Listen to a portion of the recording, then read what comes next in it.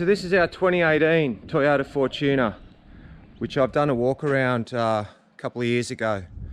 But I want to just have a chat about its towing capability. I find it remarkable that it can legally tow that vehicle behind. Now, it was purchased to tow the van, while the Land Cruiser tows the Hilux. So the van coming in at under 2 tonne, around the 2 tonne mark. We use it to tow the toy hauler or the car trailer when we've got all the toys on it. So with a GVM on this vehicle of 2750 sitting there curbside, it's at 2.08, so just under 2.1. Gives us 650 kilos. Now the GVM of this trailer is 2.8. Hilux sitting on that trailer is 2795. We're 5 kilos under. So obviously we've made this trailer set up to be legal. Now I've had this on the weighbridge, I know exactly what the two weigh together. Behind the Cruiser, it's not a problem. So it's inside the Fortuner's towing capacity. Now we come back to the GVM.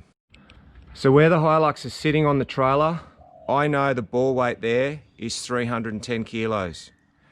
Maximum ball weight the Fortuner's allowed is 280 kilos. Now I've done this, I've been to the weighbridge, I've weighed everything. Now I know if I put a 100mm block here, it takes enough off that ball for that Fortuner to legally tow this car. It's inside its GVM. It's not a ute, so you're not going to load the back up enough to even consider being over GVM with it. But 2 people in that car with this trailer on it is legally allowed to be towed. The trailer was built with that in mind. When we come 100mm back from the front, the tyres are still on. Where it's sitting now, I like it because for me, it's just a perfect combination on the Land Cruiser. So suspension on the Fortuner. This is all off-the-shelf suspension. So it's all TJM. It's all ADR approved. Now the coils in the rear, we've gone with a heavy duty, and they're a 300 kilo constant. So it can take the ball weight. What I'm going to do, I'm going to put it on and I'm going to measure how much these springs drop. And that would basically be how this vehicle tows that on the road. We don't have any airbags in this to be able to adjust the ride height or what it's going to look like. So it's going to be very interesting. Still not on. What I'm going to do, I'm going to measure this back corner of 970 to the underside lip at the back. And running plumb up at the front, I've got 930.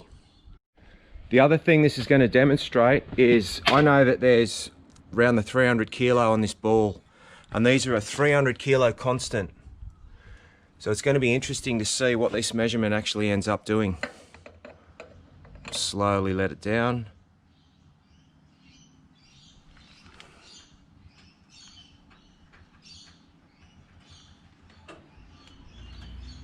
Okay, we're hooked and we're sinking. Wow, that's all the ball weight on the car. So that jack is doing nothing now. So to the eye, it looks like it's got a bit of weight in the rear, but it doesn't look over the top. It doesn't look like it's excessively sitting down in the bum. Trailer's still straight. It's dropped. I can see it's dropped, but let's check the numbers. Rear running plumb, it's 910.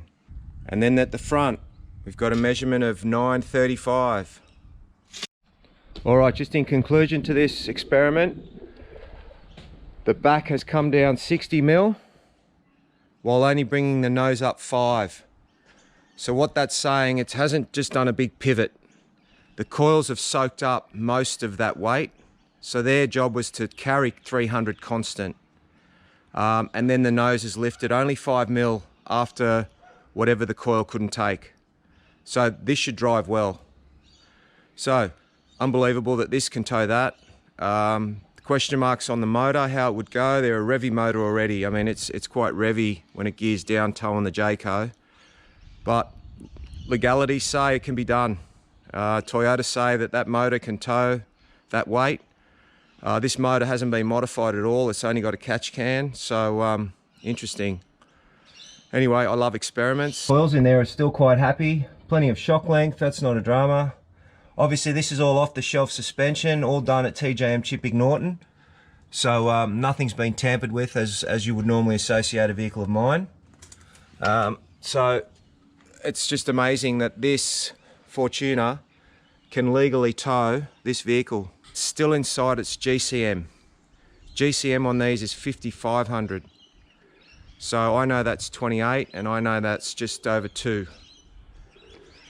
Basically they're just a Hilux wagon, realistically, the running gear and everything, but on coils.